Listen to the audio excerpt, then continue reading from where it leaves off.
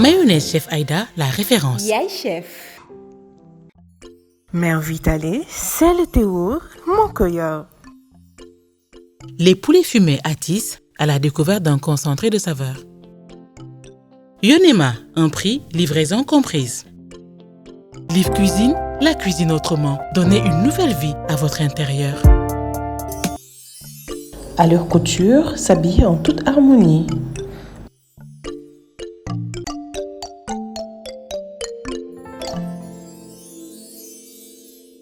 Spécial Mawlud lañu woote tey on commémore la naissance de notre prophète paix et salut sur lui donc bés bu màgg bi tey waa appétissant buñ ko wootee xam ngeen ne warul yomb ndax chaque jour fii ñu ngi def suñuy bernde donc tey moom bésu gàmmu la tey bésu bernde la bésu sant la tey lu ma leen di proposer mooy buffet dinañ am suñuy méchoui ginaar dinañ am suñuy méchoui ndawal dinañ am suñuy entrée yu riche dinañ am suñuy accompagnement yu riche. am naa fi sama viande d'agneau am naa fi les poulets Atis comme d'habitude olive yaa ngi nii vert noir oignon blanc épices yi tamit ñu ngi fi légumes yaa ngi nii lépp ci biir donc tey warul yomb chef Aïda moom tamit Mawlud la woote donc tey ñëw naag doole léegi pour entrée bi salade gâteau laa leen di indi dina am légumes yu bari lépp luy bien fait rek baax ci wér-gu-yaram dina ci am alors damay commencer par saler sama ay poulet Atis et je répète le même processus pour la viande.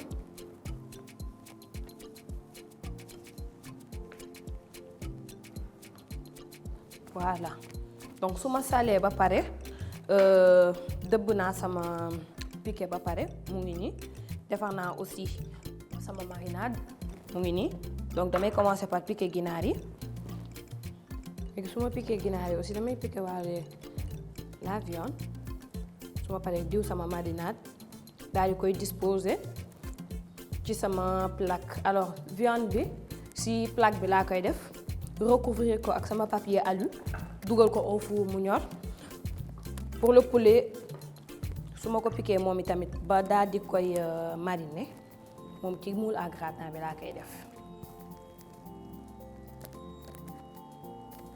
voilà léegi piqué naa ba pare damay jublu directement ci marinade bi là mën naa commencer par la viande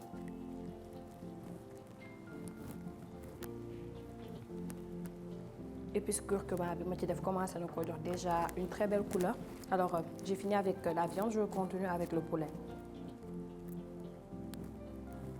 voilà j'ai fini mën naa sànniwaat tuuti poivre.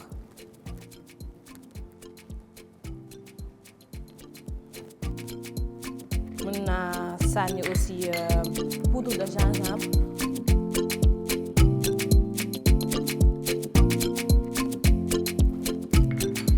léegi disposé naa sama papier alu ba pare damay ñëw jël viande bi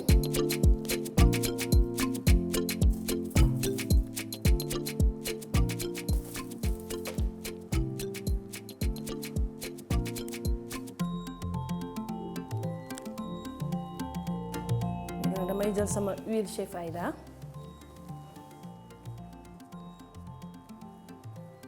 ma def ci benn filet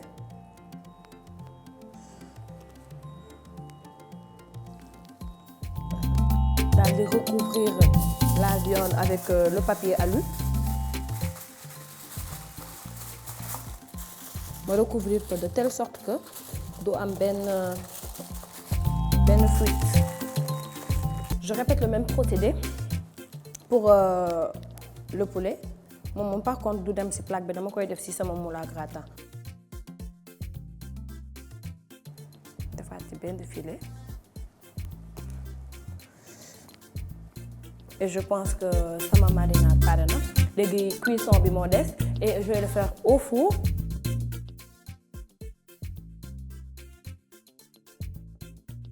alors entrée bi comme nu ma leen ko waxee woon sànq nee naa leen salade gâteau laa leen di defaral donc lii yëpp dañ koy jël raxas naa ko ba pare au préalable donc dama koy jël xolli ko comme ni ma leen ko waxee woon sànq bu ci nekk dagg bi mu laaj ma jox ko pour étoffer sama gâteau defar ba mu baax.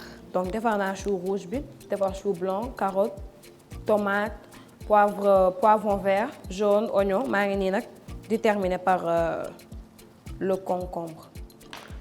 voilà jël naa sama mayonnaise chef Aïda def ko ci sama poche à douille mu ngi nii donc moment bu poche bi jeexee rek dinaa ko mën a yokkaat comme base chou blanc bi laay njëkkee. léegi damay ñëw def sel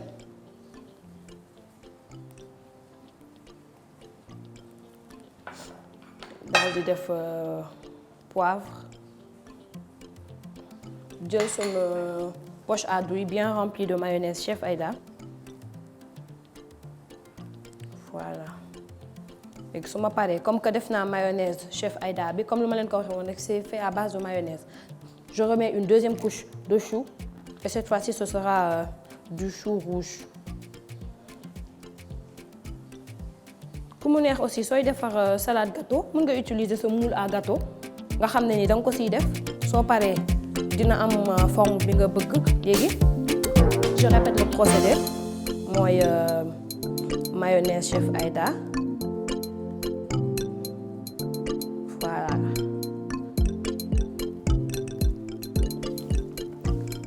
bu ko pare naa deuxième couche ma demaat ak carotte bi. je termine par une dernière couche de mayonnaise chef Aïda poivron bi carotte bi day ñëwaat concombre ak oignon. léegi pare na jël naa sama concombre jël sama lamelle yi ma defoon defar ko sama benn espèce de fleur pour la déco et là je peux compléter avec un morceau. voilà et c'est prêt. on a notre entrée salade gâteau mu ngi nii. voilà lépp ci biir gàmmu gi xam naa ne suñu four aussi léegi mu sonné donc damay gaawantu léegi jël sama huile chef Aïda saaf sama frite.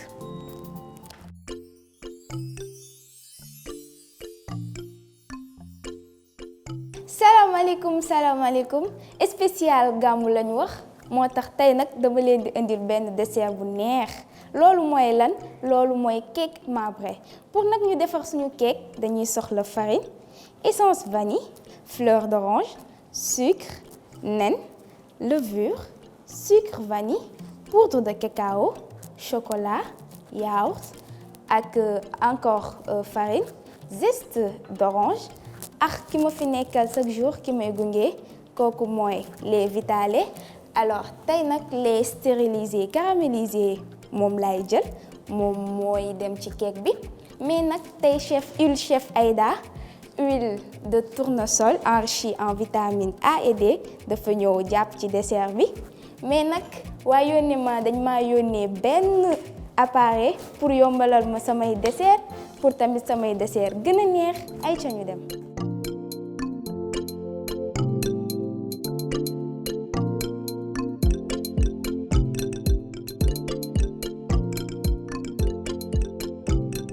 Beurrer un moule à safran, battre les œufs, le sucre et la vanille jusqu'à ce qu'ils trempent de volume. Ajoutez ensuite l'huile tout en continuant de battre puis les yaourts bien mélangés.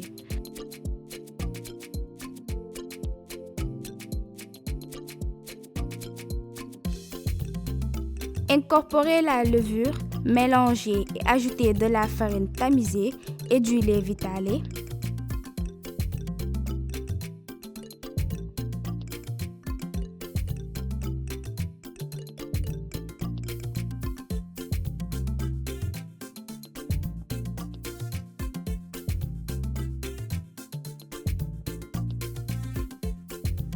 Partagez ce pâte en 2 parts égales dans 2 saladiers.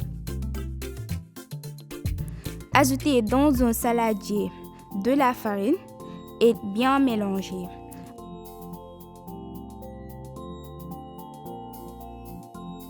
Ajoutez dans l'autre saladier le cacao et bien mélanger aussi.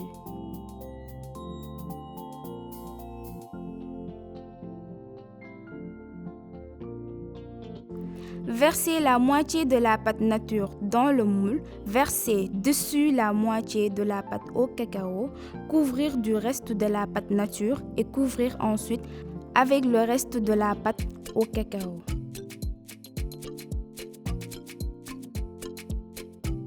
Et enfin, enfourner pour 35 à 45 minutes. Vous allez adorer.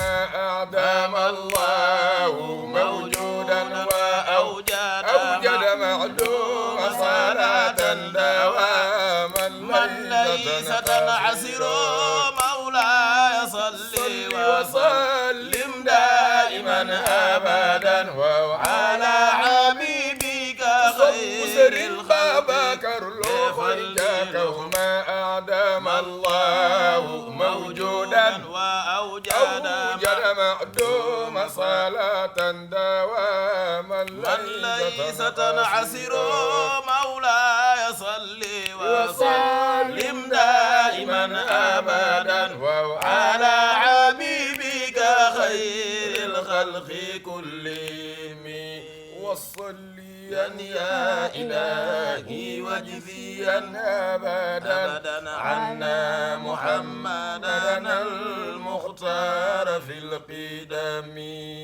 النبي.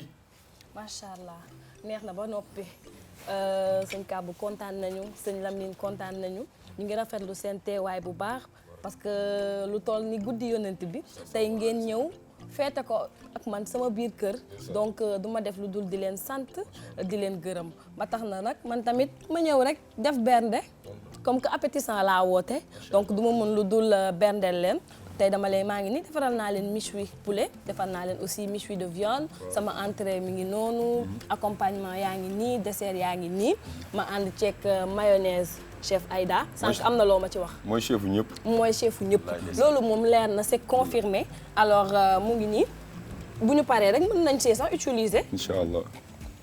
ma daal di leen ni waaw damay defar sëñ Kabou tuuti rek. nga xam ne su paree dina ko mën a accompagner ak sauce bi. incha allah sëñ Lamine mu ñëw. ak man. yow moom dama lay bàyyi nga defaral sa bopp. na reesal jàmm. balaa ñuy tàmbali dugg ci biir waxtaan bi dama bëggoon de nga commencer par wax ñu kan mooy sëñ Kabou. waaw soxna si maa ngi lay nuyu di la ziar bu baax soxna Hawa di nuyu bu baax soxna Khadija mi ak suñu nijaay ji ñu àndal Hadj Lamine Diop. Hadj Lamine. waaw sëñ Kabou moom du sax sëriñ neel Kabou rek ndax man ab taalibe la waaw ab taalibe la bu juddoo Thiès yaroo fa tabarakallah yaroo ci suñu peggu sëriñ muy sëriñ Tafsir Abdourahmane Gaye sànq yaa ngi naa ma seen way yeeg wala moxal geeg yooyu yooyu yëpp yàlla dogal na ni moo ko def ci ñun waaw di ko nuyu au passage xam naa nii moo ngi seetaan sax waaw di ko ñaanal yàlla daal mooy ñun du man rek sax man ak samay morom ñoo fa nekk di leen nuyu au passage Souleymane Diop Mouhamadou Lamine Diaw Aline Diouf Baye Lay Samb ñun ñëpp moo ñu yar waaw te man ay jikko man laay jël ci moom oustaz mooy Tafsir nit ko am jom la jom googu chaque jour moom laay visé aussi mooy suñu référence aussi waaw boo gisee ñu yëngu ci yenn yëngu yeeg à part tag yonent bi yooyu yëpp ci moom lañ ko visé di xool di copier ci moom waaw mu doon nit ko modeste waaw prince da nga koy fekk nii sax bu gàmmu demul gàmmu toog këram nii da nga naan kiitu Tafsir waaw modeste xam nga buy toog ak ñun di ñu conseil tabaarakallaa yàlla na ko yàlla defal jàmm yokk fanam ci barke yonent bi aussi yaa ngi naan buy gàmmu man buy gàmmu oustaz dama ko xàmmee prince dama koy war a wayal sax damay absent ndax damay daanu ci biir waxtaanam waaw oustaz daal tabaarakallah. donc Tafsir ñu ngi lay sant di la gërëm pour bu ma ñëwee ci biir sujet bi xam nañ ne tey toogaay bi tey su ko waral suñ ko defee sant suñu yonent bu tedd bi sallallahu alayhi wa sallam. donc loolu moo ñu fi tax a toog donc tey soo ma doon expliquer Khadija xamal ñu d'abord pourquoi guddi gàmmu. Maodo ne laylal arubati hallat durru fi rajab Maodo ni summal munadi yunadi déggal ñoogu faama wa salliyan ya ilahi wajziyan abadan anna muhammadan loxo yi ci Maodo lakinnahu lam yazal yaxfu mawasima Maodo yarju min Allah ya rama Maodo ne lakinnahu lam yazal yaxfu mawasima yarju min Allah ay wasalo xobi ca kaw yarju Maodo ne yarju min Allah ya rama Maodo ne yarju Maodo ne yarju min Allah Xadijatu mooy aawa yonnen Xadijatu away sakanat bil qalbi wa lam yuhdika Allah fi Xadijatu aawa yonnen bi Xadijatu sakanat bil qalbi qaila achalam yuhdika Allah fi تكريما نور غير مزدحم مولى حواء تكريما يا رما مولى حواء تكريما نورا غير مولى حواء تكريما نورا غير مزدحم سمامي وزينب أم كلثوم وفاطمة مولى رقية فريائن الرضا العالمين waaw fa tabarakallahu Adja Kiné boo gisee nga laaj ma kuy guddi yonent bi ci laa yëkkati laylal arubati xalla durru fi rajabin summa al munadiyuna di musmi al fahimi tabarakallahu guddi yonent bi mënoo koo wax te bayit boobu jibul muy bayitu maam Cheikh El Hadj Malick fi mu ne nii daanaka univers bi yëpp ñoo ngi teeru yonent bi si Hadj Malick moo ngi naan ana atiru baqiru xayral buxuuri wa afrisu sajadaati li nga def nii mën naa ne afrisu sajadaati la ndax yaa ngi teg say ñam ñoom mayonnaise Chef Aïda dawlin Chef Aïda lépp ngir màggal yonent bi wuyul xolal mu ngi ràcc jëmale ci kanam mu ngi naan mais vitale waaw vitale moom kenn waxatu ko kii maa ngi ñaan tagkat yonent bi yëpp bu ñuy tagg yonent bi ñu koy teg seen wet waaw guddi yonent bi daal si maam borom Touba moo ngi naan wa kullu man anfaxa fii mawlidihi musharrafi maalan bi gayri sarafi walaw bi qadri dirhami sëñ Touba moo ngi naan képp ku dépensé ci guddi yonent bi benn dërëm donte 5 francs la ëllëg yowmal xiyaam kenn du la atte kon màggal guddi yonent bi lu war la ci bépp jullit waaw guddi yonent bi daal màggal ko mooy lépp waaw te bu ci luy déranger rax luy déranger mooy ngay màggal yonent bi di fecc di xaqataay yooyu non non booy màggal yonent bi màggal gi na sell boo mënee tiim sa alxuraan nga tiim ko di nafar boo mënee kat defar say bernde comme ni nga def nii ñëw berndeel ñu ni ñu kat kàbb dama la bëgg invité nga ñëw taggal ma yonent bi lii dara ëpp ko yool ci yonent bi saay sallam waaw loolu daal muy guddi yonent bi sallallahu alayhi wa sallam fi mu ne nii moom xol yi dañoo sedd ba vraiment wax sax daf ñuy xaw a jafe donc tey soo ma doon wax ci yonent bi ma ne la sëñ kàbb waxtaanal ma ci yonent bi tabarakallahu Adja Kiné yaa ngi ma posé question bu am solo ci jamono ji dafa doon jamono joo xamante ni mbooleem kuy nit sa jikko nga war a defar ndax yonent bi yàlla doo ko yebal ci mbindeef yi pour mu changer suñu jikko pour ñuy roy ci moom di defaru ci moom jikkoom ñu koy topp moom sallallahu alayhi wa sallam jikko bi may démarrer mooy tawaaduwaañ si la xaaj Maalik moo ngi naan wa haada ma haada lakin la yumathalu min tawaaduwaañ kenn gën ta wàcc yonent yàlla Muhammad sallallahu alayhi wa sallam yonent bi tey bu ko neexoon réeréelu mais defu ko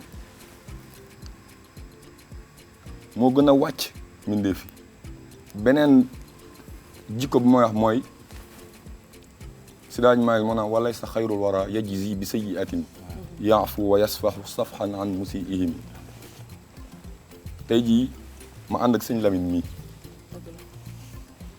Xadija mii xuloog Lamine yaa ngi may déglu bu baax. maa ngi lay déglu bu baax. Xadija xuloog Lamine. ma ñëw ci Xadija ñu ko ah Xadija de Lamine de wax dëgg yàlla wallahi lazim yu baax rek lay wax ci yow te parfum bi moo la ko jox. ñëw ci Lamine ni ko Lamine ah na nga fonk Xadija de ku baax la ci yow. nee na sax guddi dina la invité reer te ñu may yëgoowuñu xam nga tey ñoom ñaar tey bu ñu yëgoo tey. dañuy fàtte xuloo yonent bi da daan jëllale di jéggale. sallallahu alayhi wa sallam. guddi gàmmu. Serigne Touba wax na si. waaw léegi ma bëggoon rek nga yëkkatil ma dara ci loolu. Serigne Touba. zakal malaazu alladi arju najaata bi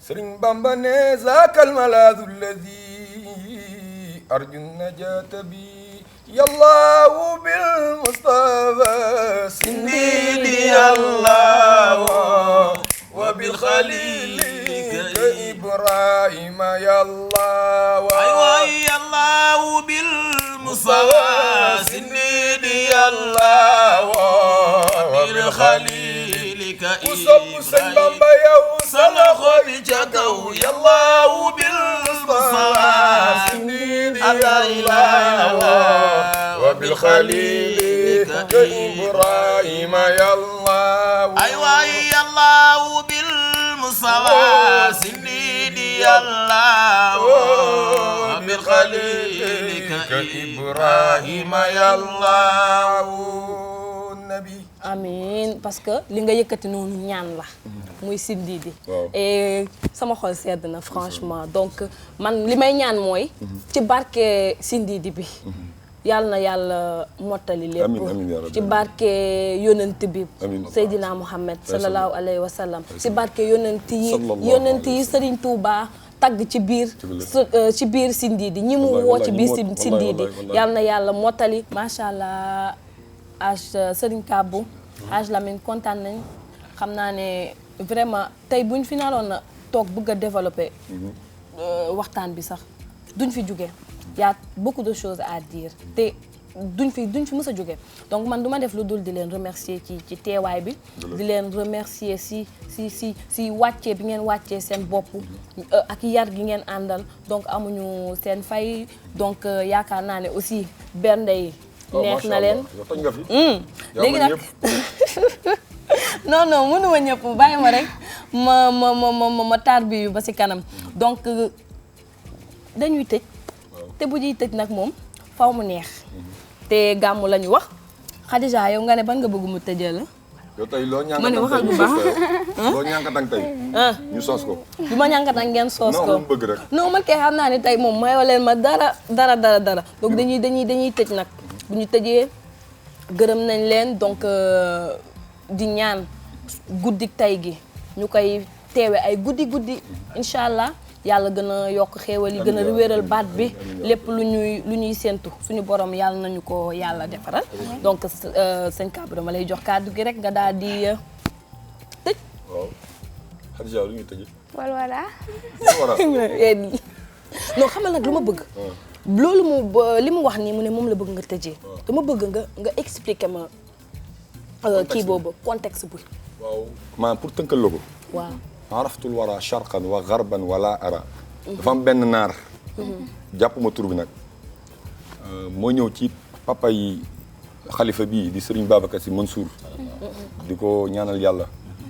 yàlla na ko yàlla taxaw ci barke yonent bi sallallahu alayhi wasallam. maam Alaaji Mansour mooy turandoo sëñ Mansour borom daara ji.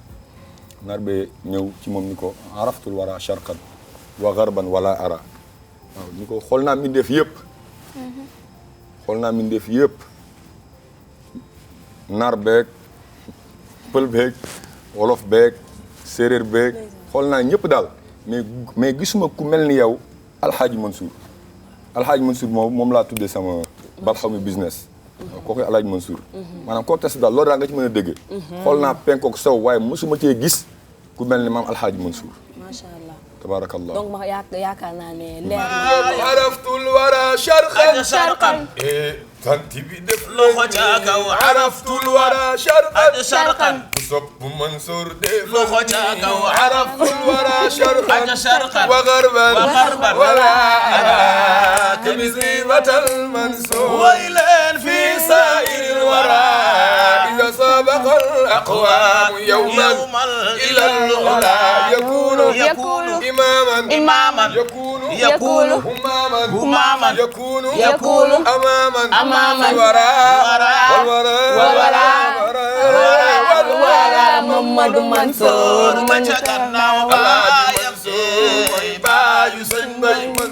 خليفة بكو كيبايا